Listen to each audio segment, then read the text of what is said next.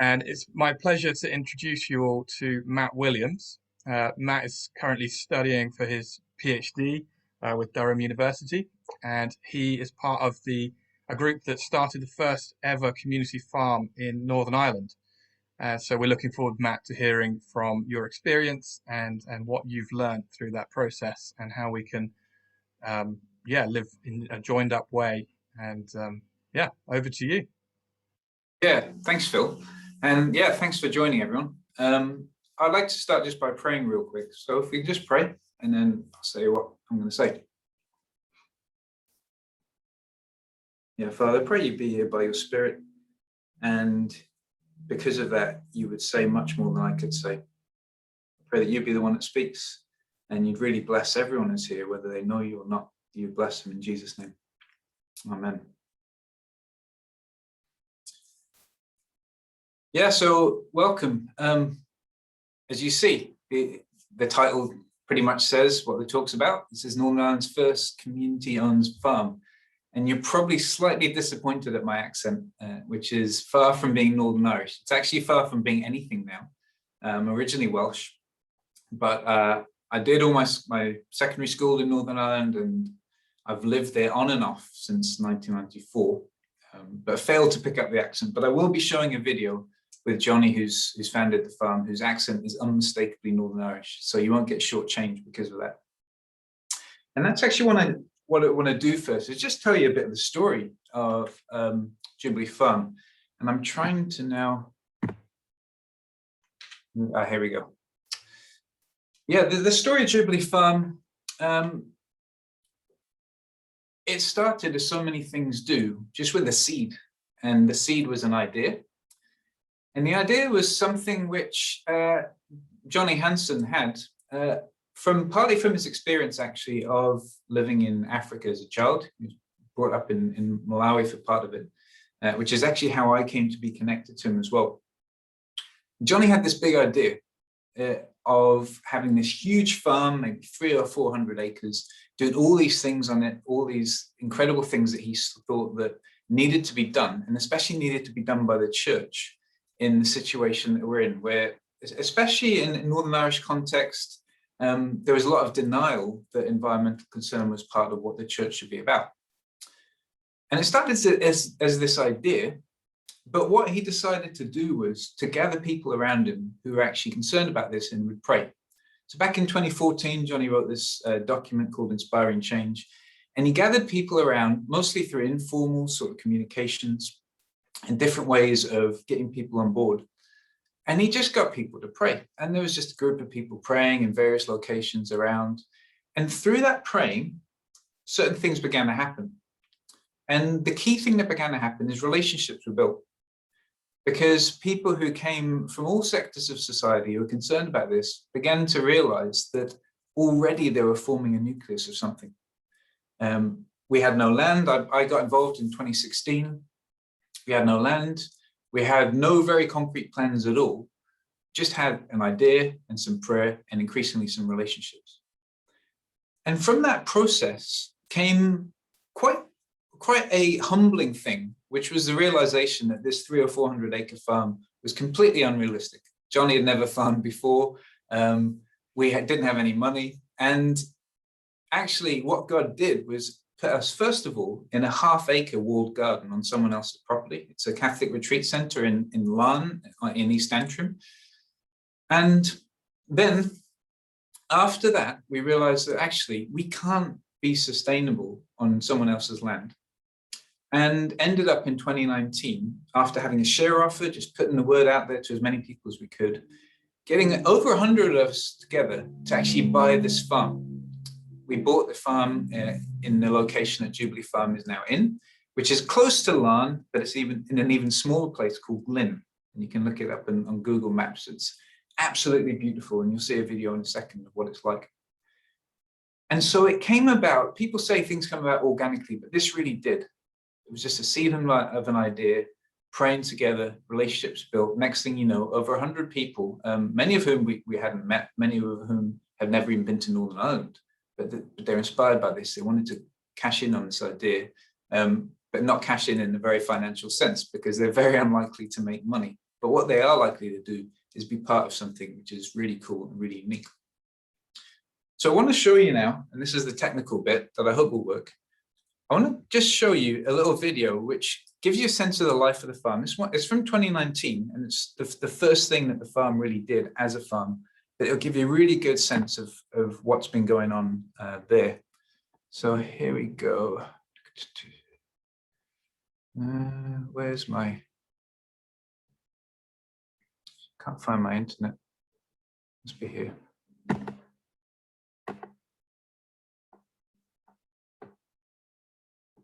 Oh, is audio going to work? I hope so. If audio doesn't, oh, here we go. I should do that. Share sound. I should have prepared something to say in this slightly awkward gap when I'm working at technology, but I didn't, because I'm always overconfident when it comes to technology. So please, someone let me know if you can't hear this.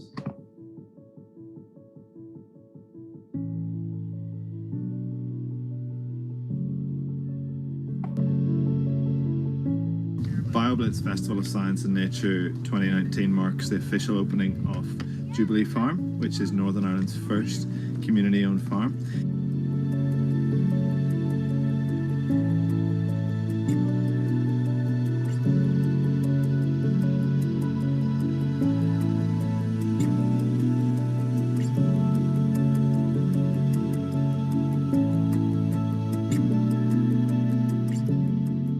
But in addition to that, then, as well as being a Bioblitz, we've also run as a festival. So we've involved lots and lots of different community groups and local people in celebrating just this wonderful place that we live in here in Northern Ireland and here at Jubilee Farm. And to do that, we've had a nature-friendly farmers market. We've partnered with the Nature-Friendly Farmers Network, and we've had lots of different organisations selling their wares, selling their services, including at Jubilee Farm, our own free-range pork.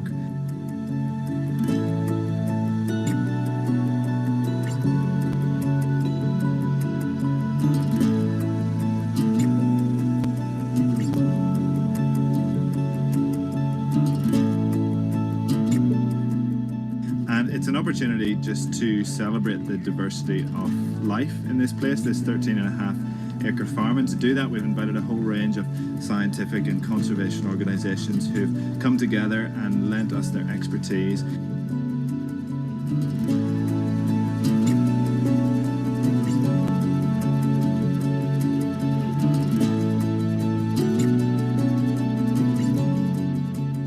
We've had lots of other things. We've had live music, we've had face painting, we've had a whole series of talks on everything from hedges to farming history in the local area. And then as well as that, we've had walks around the farm exploring the different aspects of the biodiversity and the natural world here at Jubilee Farm.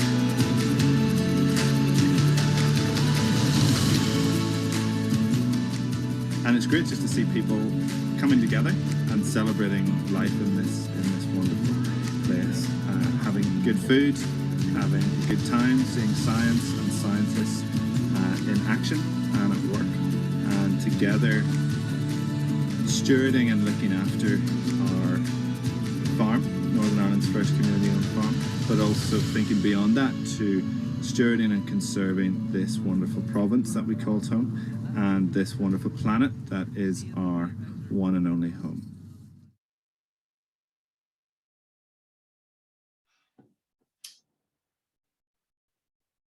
So that gives just a little picture of life at Jubilee Farm. And as always with these things, like having a picture, having a video, and just seeing even the beauty of the very simplest things, because this is Northern Ireland. As Northern Ireland football fans sing, we're not Brazil, we're Northern Ireland. And the point is, like, actually very ordinary, what we would think of as British people. Landscape with ordinary animals, bumblebees, badgers, is extremely beautiful. I hope you get a sense of that from that little short video.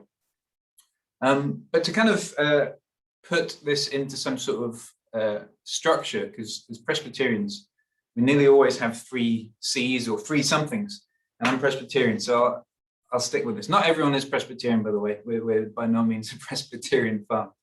A few of us come from that background. So there's 3 things that Jubilee Farm does. And the first is care farming, which is not a phrase which everyone's familiar with. You guys in this conference probably heard of it. But it's where you use farming for some kind of therapeutic purpose. And this is quite a broad thing, as you can imagine. We've already had a group of asylum seekers who've been involved in a weekly kind of skills building, language building, relationship building kind of exercise coming along. We've had an agreement with the NHS. We're hoping to have more in terms of working with people who have had substance abuse issues. One of the other things that we're hoping to develop through care farming is a kind of occupational therapy aspect to it, where people are actually building the skills to get back to work after being out for whatever reason. So care farming has huge scope, and it's still developing. And the second is community supported agriculture, which is the idea that the things which are grown, the veg box is at the heart of this, the things which are grown on the farm are not just things which kind of go through this kind of opaque process of being grown and then end up at people's doorsteps, but people are literally involved in sometimes quite literally sweating into the ground that will then produce their vegetables. It's not a very pleasant idea for some people, but I find it quite satisfying, the idea you can pay by sweat as well by money. And increasingly, of course, as we come into a situation where more people can be in a smaller space and be involved, that's going to be one of the primary aspects of the community. We also have a pig club where people can buy a quarter pig periodically, depending on when they get to the stage where they're able to be eaten. And those are the things which actually keep the community connected, not just individual members, but also churches and restaurants too, have availed of some of those community supported agricultural activities going on. And the third thing is conservation, education, and engagement. And obviously the video you saw was from the Bioblitz festival, which originally came from the idea of actually going through the whole site and recording every single species that was living there. It was a very ambitious thing to do. We got a certain amount of them, I'm not sure if we got every single one. But the point is, conservation is absolutely the heart of it. And there's always this tension, this unavoidable tension between agriculture and conservation. And that's not something we shy away from. It's also not something we pretend to get right every single time. It's one of the things we learned from having pigs, that pigs really just mess up the ground. And just as they are an animal farm, pigs aren't generally content to keep to their own patch. They tend to expand and dominate. And so that's something we've had to learn. How can we still maintain our commitment to maintaining the diversity of flora and fauna, whilst also giving pigs a suitable and an enjoyable place to live? So it's something we learn as we go along. Those are the 3 main C's for Jubilee Farm in terms of the things that we do. And as I've began saying already, that it's not just agriculture, but it's also not just environmental stewardship. It's the 2 of them working hand in hand, not always without tension, but it's a creative tension. And these various aspects of food sovereignty, agroecology, food animal welfare, which is livestock welfare, and sustainable diets, coexist with a commitment to environmental justice and conservation. We have an area of special scientific interest at the bottom of the site, which is very ancient and very rare woodland. It's an incredible species down there. And that's part of the site which we own. And called health and well-being and sustainable lifestyles are part of what we hope to promote and help people develop as they're actually involved in farming. And you may think, okay, all this has come quite a long way from a guy with an idea and a group of people who got together in relationship. Now we're talking about systems, we're talking about global issues, we're talking about political stuff. But actually, it remains essentially a question of relationships. Because all of these things, when they go right or wrong, it's because of relationships. Because of relationships between people and other individuals, between people and land, between people and other groups. And so at heart, Jubilee Farm is still a matter of relationships. It hasn't started as relationships and become an institution or an institute or something which is a-relational. It remains actually at heart a network of relationships. And so we take seriously the fact that relationships between individual and society, individual and environment, society, environment, and society there meaning not just one block kind of monolithic reality, but the various components of society. And of course, the church is at the very heart of that. But we also have engagement with political elements of society. And that is an important part of the way in which we engage with some of the larger conservation issues. But unless we actually sit down with the politicians who live nearby, unless we have breakfast with them, which is what Johnny's been doing, then actually we're not going to be able to see some of the change which we want to see. Because we'll just be another voice shouting at people who've got to then sort of please people and sort of get them off our backs. But if we know these people, if we're literally communing with them, then it becomes a much more long-term and sustainable way to see some of the changes happen, which we know are vital. And that's the importance of the community farm, because you cannot short circuit that relational work which goes on. All of this, so it can sound quite nebulous. It can sound quite nebulous to talk about relationships, and it can sound like a kind of static sort of reality, which is just there. It's a network which is there. But this has a movement, it's got a direction to it. And I want to read this passage. I'm sure it won't be the last time or the first time this passage is referred to in these couple of days. But I'm going to read it anyway, because it is just awesome. And it says a lot about what we're doing as Jubilee Farm and why. So this is Colossians 1:15 to 20. And it's talking about the Son, Jesus Christ. So the Son is the image of the invisible God, the firstborn over all creation. In him all things were created, things in heaven and on earth, visible and invisible, whether thrones or powers or rulers or authorities, all things have been created through him and for him. He's before all things, and in him all things hold together. He's the head of the body, the church. He's the beginning and the firstborn from among the dead, so that in everything he might have the supremacy. For God was pleased to have all his fullness dwell in him, and through him to reconcile to himself all things, whether things on earth or things in heaven, by making peace through his blood shed on the cross. So this is about the whole movement of history. This is the thing as Christians, it's so easy to forget. We often feel like and act like a kind of niche movement, which is on the periphery of history. But we've been invited to actually participate in the very center of history, the movement of God's creation through the brokenness of sin and the fall to new creation. And we're participating in that, in this reconciled reality. And all the relationships I've been describing to you and explaining are part of that manifestation of a new creation, which is in Christ.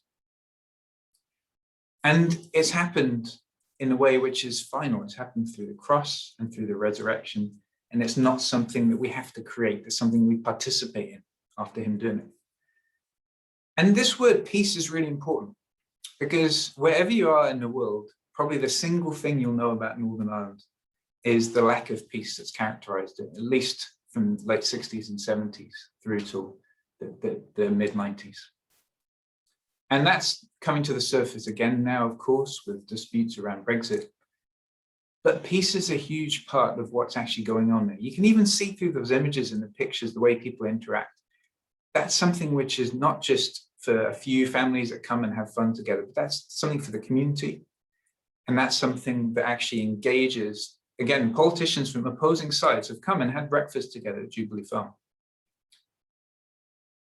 It's actually working towards a peace, which is political. Now, Jubilee Farm is not, it's Christian, it's not explicitly evangelistic. But you can see the worship is part of what we do, and people witness freely in part of that context. People talk about why they worship the God who's made all this beautiful stuff, why it is that they choose to love in the context that's so often been defined by hate. And so whilst the purpose of Jubilee Farm is not explicitly political, it's not explicitly evangelistic, both of those things actually are woven into the fabric of the way that we operate. And that's part of what makes it important that it's Northern Ireland's first community farm.